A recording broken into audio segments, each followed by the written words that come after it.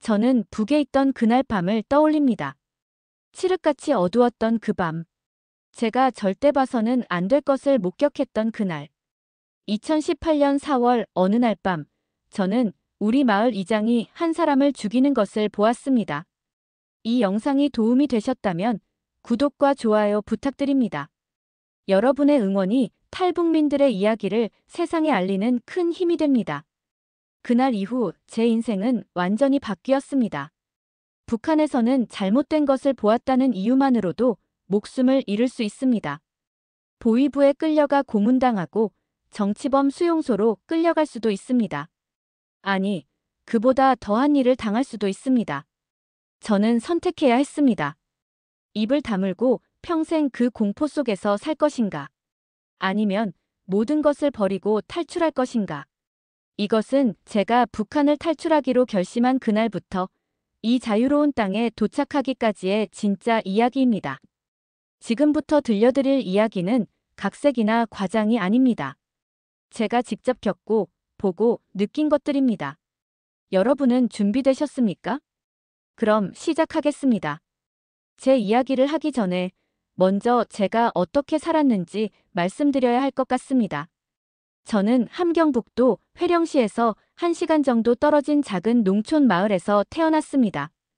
저희 집은 협동농장에서 일하는 평범한 노동자 가정이었습니다. 북한에서는 이것을 기본 군중이라고 부릅니다. 당 간부도 아니고 군인도 아닌 그저 일반 주민이라는 뜻입니다. 어릴 때부터 저는 매일 아침 6시에 일어나 생활총화에 참석했습니다. 생활총화라는 것은 마을 주민들이 모여서 서로를 감시하고 비판하는 시간입니다. 동무는 어제 노동에 늦었습니다. 동무는 위대하신 수령님 초상화 앞을 그냥 지나쳤습니다. 이런 식으로 서로를 고발하고 자아 비판을 해야 합니다. 하지 않으면 불순분자로 찍힙니다. 농장 일은 힘들었습니다. 봄에는 모내기, 여름에는 김매기, 가을에는 추수. 하루 10시간 이상 일해도 배급은 제대로 나오지 않았습니다. 올해는 미제의 경제 봉쇄 때문에 배급이 어렵습니다. 매년 듣는 말이었습니다. 그래도 저는 불평하지 않았습니다. 아니, 불평할 생각 자체를 하지 못했습니다. 태어날 때부터 이렇게 사는 것이 당연하다고 배웠으니까요. 우리 마을에는 이장이라는 사람이 있었습니다.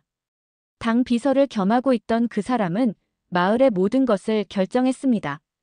누가 배급을 얼마나 받을지, 누가 어떤 일을 할지, 심지어 누가 여행 허가를 받을지까지. 이장은 자기 권력을 이용해서 많은 이득을 챙겼습니다. 중국에서 넘어오는 물건들을 독점하고 뇌물을 받고 여행증을 발급해주고 배급을 빼돌리기도 했습니다. 하지만 아무도 감히 그에게 대들 수 없었습니다. 그는 보위부와 연결되어 있었고 한마디로 누군가를 정치범으로 만들 수 있었으니까요. 저는 그저 고개를 숙이고 시키는 대로 하고 살아가는 것에만 집중했습니다. 다른 삶이 있을 거라는 상상조차 하지 못한 채로. 그렇게 27년을 살았습니다. 그때까지는 제가 곧 이 모든 것을 떠나게 될 줄 몰랐습니다. 2018년 4월 16일 밤 11시. 그날은 평범한 봄날이었습니다. 저는 농장에서 늦게까지 일하고 집으로 돌아가는 길이었습니다. 밤 11시가 넘은 시각이었고 마을은 칠흑같이 어두웠습니다. 북한에는 전기가 거의 없습니다. 평양 같은 곳은 모르겠지만 시골 마을은 밤이 되면 완전히 깜깜합니다. 저는 손전등도 없이 익숙한 길을 더듬어 걸어가고 있었습니다. 그때였습니다. 이장집 뒤편에서 이상한 소리가 들렸습니다. 제발. 살려주십시오. 제발. 누군가 애원하는 소리였습니다. 저는 본능적으로 멈춰 섰습니다. 가슴이 두근거리기 시작했습니다. 들어서는 안 되는 무언가를 듣고 있다는 느낌이 들었습니다. 닥쳐. 내가 감히 나를 신고하겠다고. 이장의 목소리였습니다. 평소와 다른 차갑고 분노에 찬 목소리. 동무, 저는 그냥 배가 고파서 훔친 게 아니라 배고프면 다 도둑질해도 되나? 내 같은 놈들 때문에 내가 당해서 문책을 받아. 저는 숨을 죽였습니다. 나무 뒤에 몸을 숨기고 어둠 속에서 그쪽을 바라보았습니다. 희미하게 보였습니다. 이장이 무언가 긴 것을 들고 있었습니다. 삽이었습니다. 그리고 그 앞에 무릎 꿇고 있는 남자. 우리 마을에 사는 박동무였습니다. 40살쯤 되었을까요? 아내와 아이 둘을 둔 평범한 농부였습니다. 제발, 제 가족들이. 박동무의 말이 채 끝나기도 전에 이장이 삽을 휘둘렀습니다. 퍽. 둔탁한 소리가 밤 공기를 갈랐습니다. 박동무가 그대로 쓰러졌습니다. 저는 눈을 감을 수가 없었습니다. 다리가 굳어서 움직일 수가 없었습니다. 이장은 여러 번 더 삽을 내리쳤습니다. 저는 그 순간을 지금도 생생히 기억합니다. 제 온몸이 얼어붙었습니다. 숨소리조차 내지 못했습니다.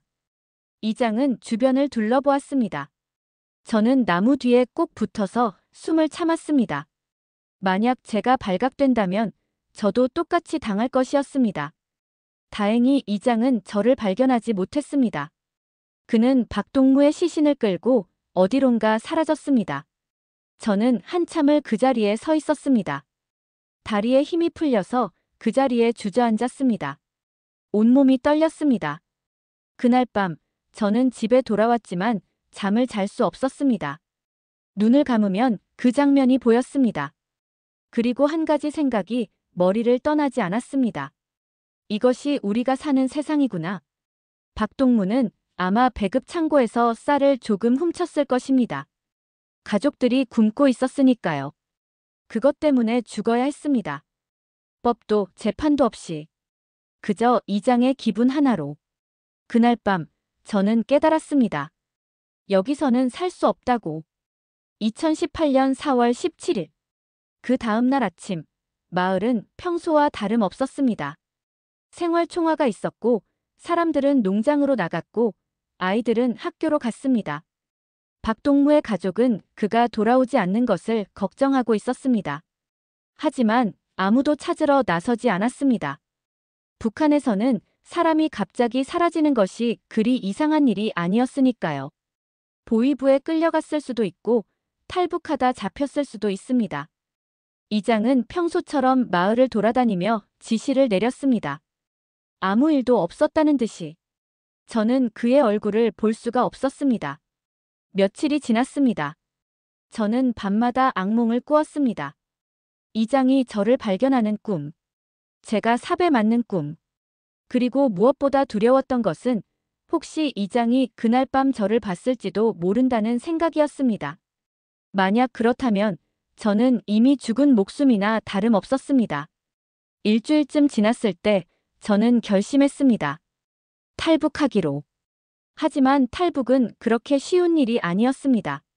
먼저 두만강 국경 지역으로 가야 했습니다. 저희 마을에서 국경까지는 약 20km 정도 떨어져 있었습니다.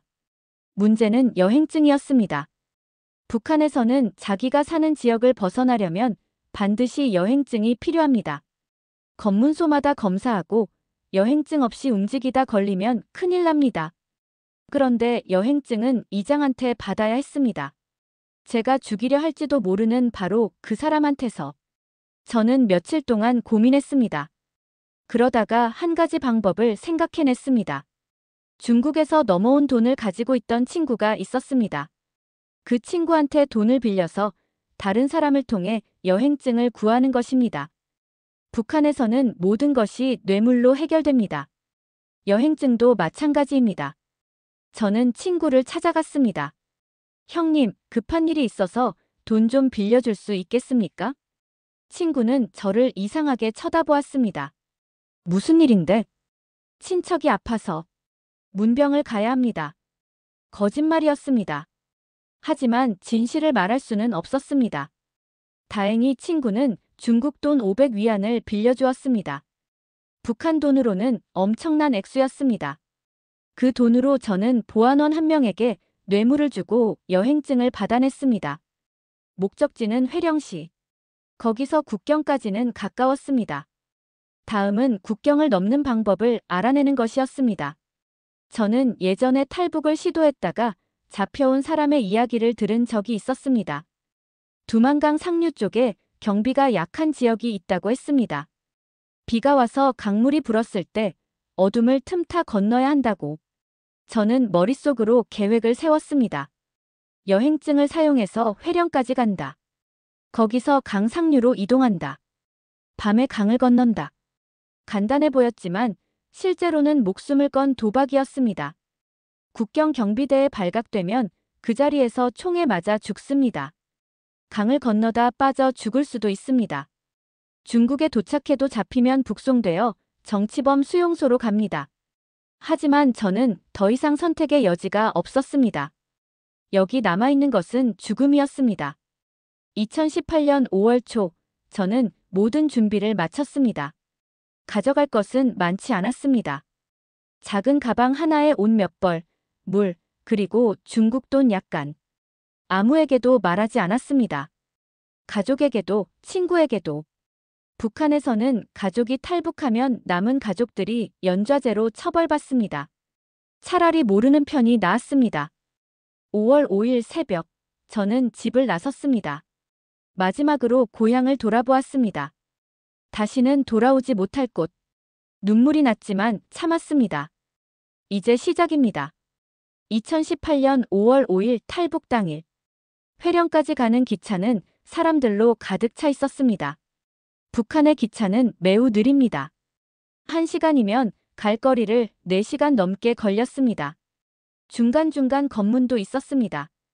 여행증.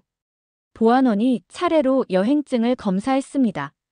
제 차례가 왔을 때 저는 최대한 담담한 표정을 지으려 애썼습니다. 보안원은 여행증을 유심히 보더니 돌려주었습니다. 가시오.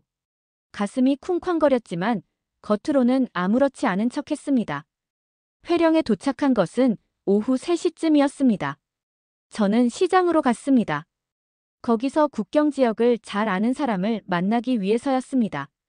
시장 한 구석에서 중국 물건을 파는 아주머니를 발견했습니다. 이런 사람들은 보통 국경을 자주 넘나드는 사람들입니다. 어머니, 혹시 두만강 상류 쪽으로 가는 길을 아십니까? 아주머니는 저를 경계하는 눈으로 쳐다보았습니다. 왜요? 친척이 그쪽에 살아서요. 거짓말이었습니다. 아주머니는 한참을 저를 바라보더니 작은 목소리로 말했습니다. 동무, 탈북하려는 거요? 저는 깜짝 놀랐습니다. 하지만 부인할 수 없었습니다. 네. 아주머니는 한숨을 쉬었습니다. 상류로 10리쯤 가면 경비가 약한 곳이 있소. 하지만 지금은 강물이 많이 불었소. 위험하오. 괜찮습니다. 밤 12시쯤 되어야 경비병들이 초소로 들어가오. 그때를 노려야 하오. 아주머니는 간단한 지도를 그려주었습니다. 조심하시오. 잘못하면 죽소. 감사합니다. 저는 해가 지기를 기다렸습니다. 밤 9시, 저는 두만강 상류로 향했습니다. 어둠 속을 걷는 것은 위험했습니다. 불빛도 없이 오로지 별빛만을 의지해 걸었습니다. 1시간쯤 걸었을 때 강물 소리가 들렸습니다. 두만강이었습니다. 저는 강가 숲속에 숨어서 기다렸습니다. 시간이 너무 천천히 갔습니다. 경비병들이 손전등을 들고 순찰을 돌았습니다. 심장이 터질 것 같았습니다. 11시 30분. 드디어 경비병들이 초소로 들어가는 것이 보였습니다. 이제였습니다. 저는 조심스럽게 강가로 다가갔습니다. 강물은 생각보다 훨씬 빠르게 흐르고 있었습니다. 폭은 약 50m 정도였습니다. 망설일 시간이 없었습니다. 저는 가방을 머리 위로 들고 강으로 들어갔습니다. 물이 차가웠습니다. 무릎까지, 허리까지, 가슴까지 물이 차올랐습니다. 강물이 너무 빨랐습니다. 몸이 떠내려갔습니다. 발이 바닥에서 떨어졌습니다. 저는 필사적으로 헤엄쳤습니다. 숨이 막혔습니다. 물을 마셨습니다. 죽는구나. 그 순간 발이 무언가에 닿았습니다. 바닥이었습니다. 저는 있는 힘을 다해 기어올랐습니다. 중국 땅이었습니다.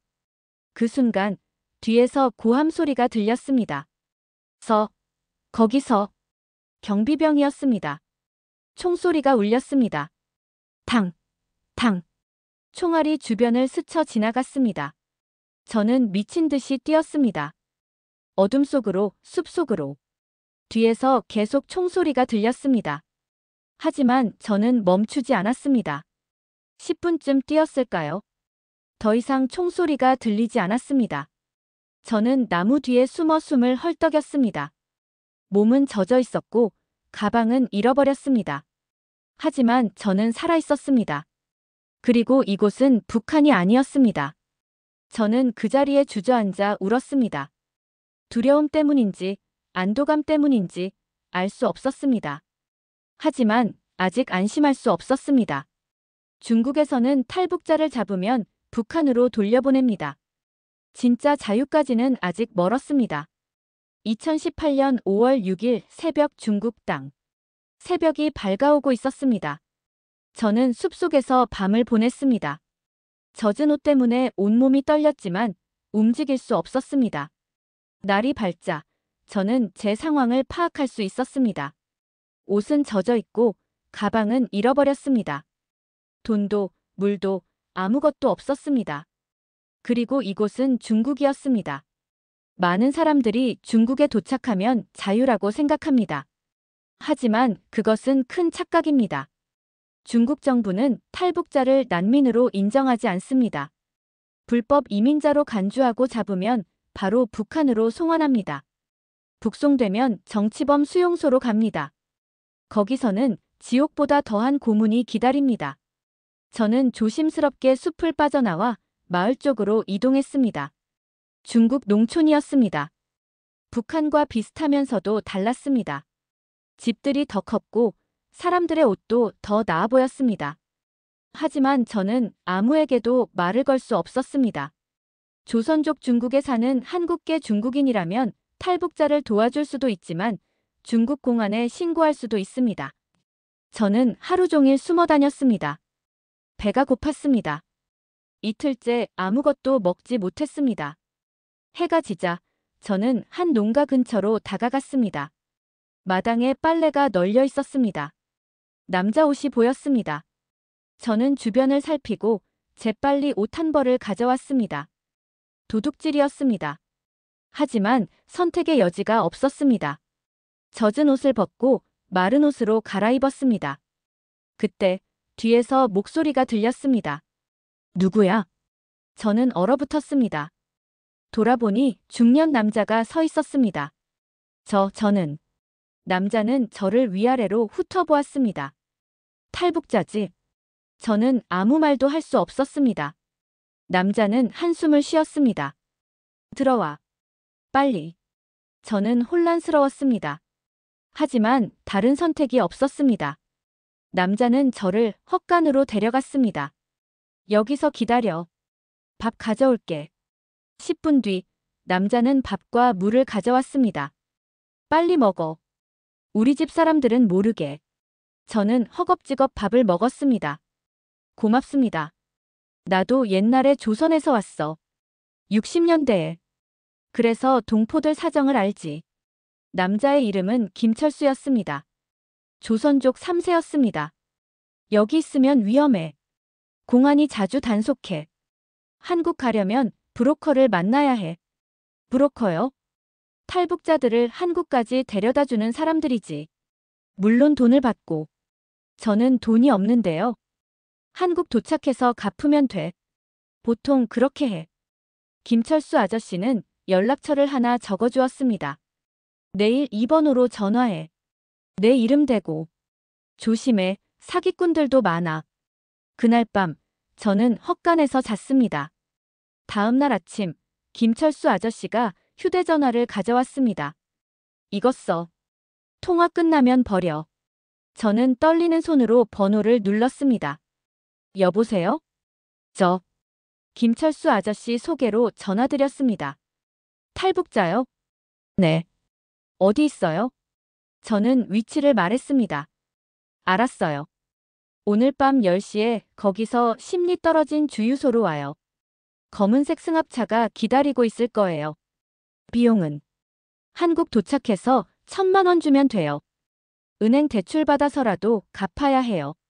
1,000만 원. 엄청난 돈이었습니다. 하지만 다른 방법이 없었습니다.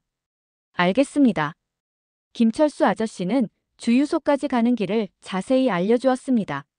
조심해라. 공안한테 걸리면 끝이야. 정말 감사합니다, 아저씨. 됐어. 우리 동포끼리. 한국 가면 잘 살아. 밤 10시. 저는 약속 장소로 갔습니다. 어둠 속에서 검은색 승합차가 기다리고 있었습니다. 차 안에는 이미 다른 탈북자 3명이 타고 있었습니다. 타세요. 빨리.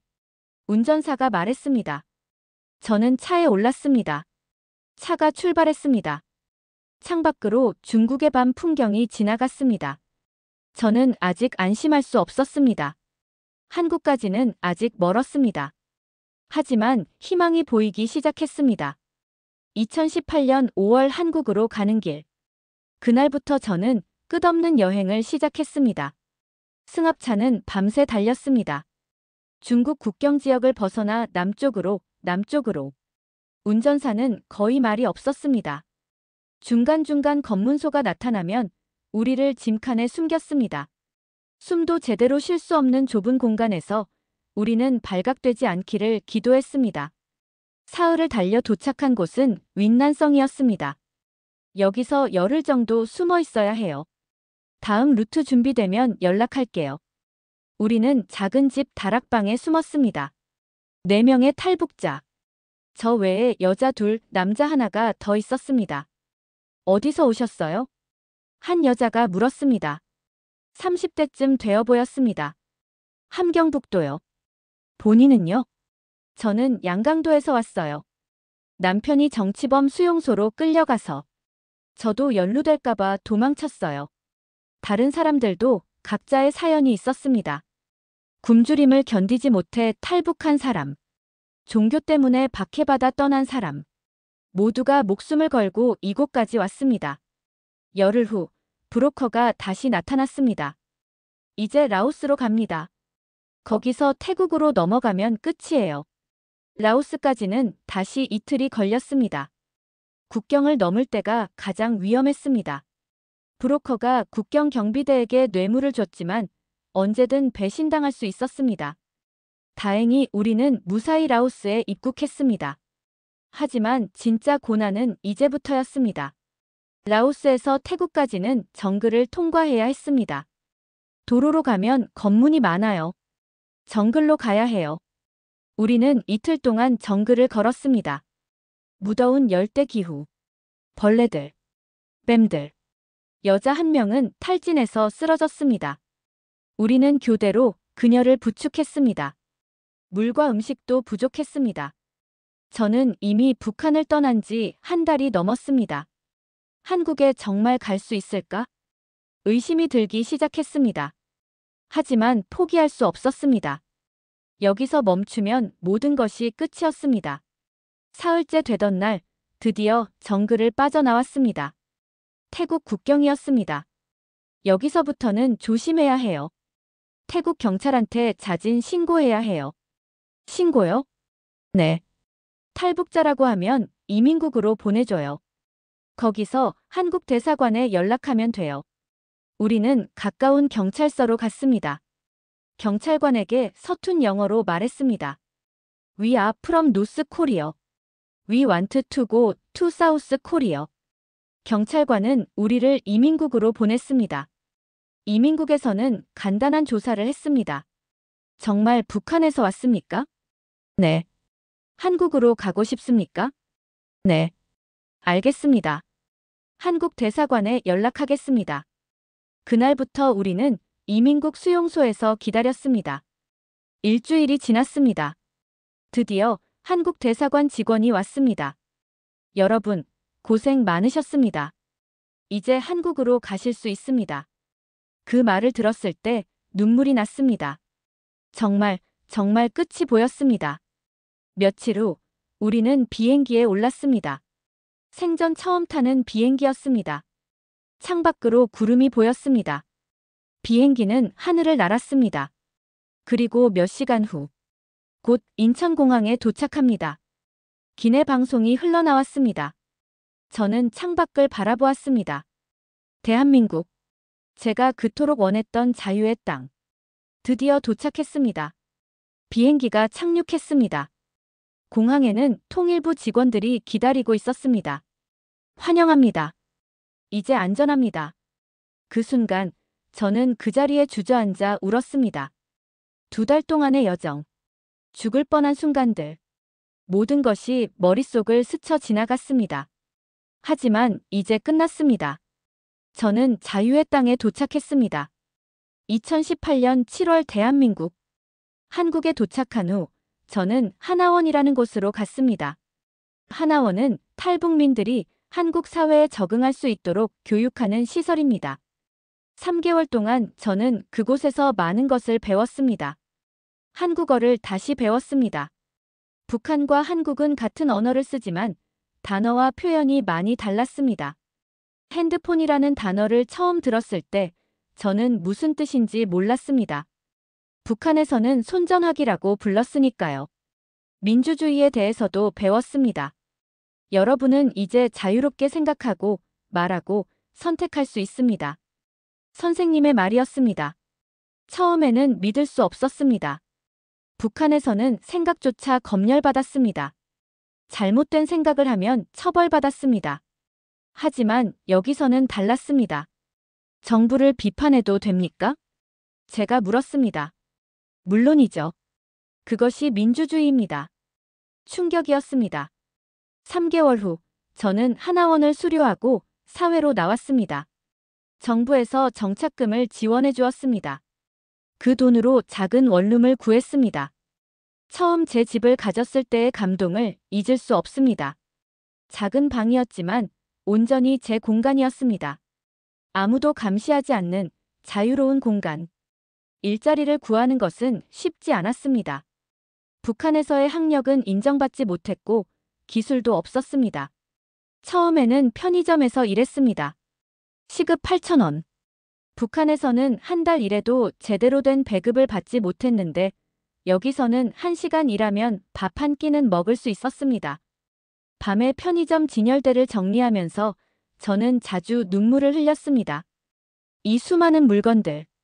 라면, 과자, 음료수, 과일, 고기. 북한에서는 상상도 못할 풍요였습니다. 내가 정말 여기 있는 게 맞나? 꿈만 같았습니다. 몇 달 후 저는 공장에 취직했습니다. 급여가 더 좋았습니다. 그 돈으로 저는 브로커에게 빌린 돈을 갚기 시작했습니다. 2년이 걸렸지만 결국 다 갚았습니다. 한국에 온 지 5년이 지났습니다. 지금 저는 작은 회사에서 일하고 있습니다. 정규직입니다. 한국어도 자연스럽게 구사하고 친구들도 생겼습니다. 아직도 가끔 악몽을 꿉니다. 이장이 저를 쫓아오는 꿈. 두만강을 건너다 빠지는 꿈. 공안에게 잡히는 꿈. 하지만 눈을 뜨면 저는 자유로운 대한민국에 있습니다. 북에 두고 온 가족들이 그립습니다. 어머니는 제가 죽은 줄 알고 계실 겁니다. 연락할 방법도 없습니다. 그것이 가장 아픕니다. 하지만 저는 후회하지 않습니다. 만약 그때 탈북하지 않았다면 저는 아마 이장에게 죽임을 당했을 것입니다. 아니면 평생 공포 속에서 살았을 것입니다. 자유. 저는 이제 그 의미를 압니다. 자유는 단순히 배부르게 먹고 편하게 사는 것이 아닙니다. 자유는 두려움 없이 생각할 수 있는 것입니다. 자유는 내 인생을 스스로 선택할 수 있는 것입니다. 자유는 밤에 편히 잘 수 있는 것입니다. 여러분, 여러분이 누리고 있는 이 자유가 얼마나 소중한지 아십니까? 저는 압니다. 그 자유를 얻기 위해 목숨을 걸어야 했던 사람으로서 북한에는 아직도 2,500만 명의 사람들이 살고 있습니다. 그들은 자유를 모릅니다. 태어나서 죽을 때까지 체제의 노예로 살아갑니다. 저는 운이 좋았습니다. 탈출할 수 있었고 여기까지 올 수 있었습니다. 하지만 많은 사람들은 아직도 그곳에 있습니다. 이 영상을 보시는 여러분께 부탁드립니다. 북한의 진실을 기억해 주십시오. 그리고 여러분이 누리는 자유를, 민주주의를, 인권을 소중히 여겨주십시오. 그것은 당연한 것이 아닙니다. 누군가는 그것을 위해 목숨을 걸었습니다. 감사합니다. 제 이야기를 들어주셔서.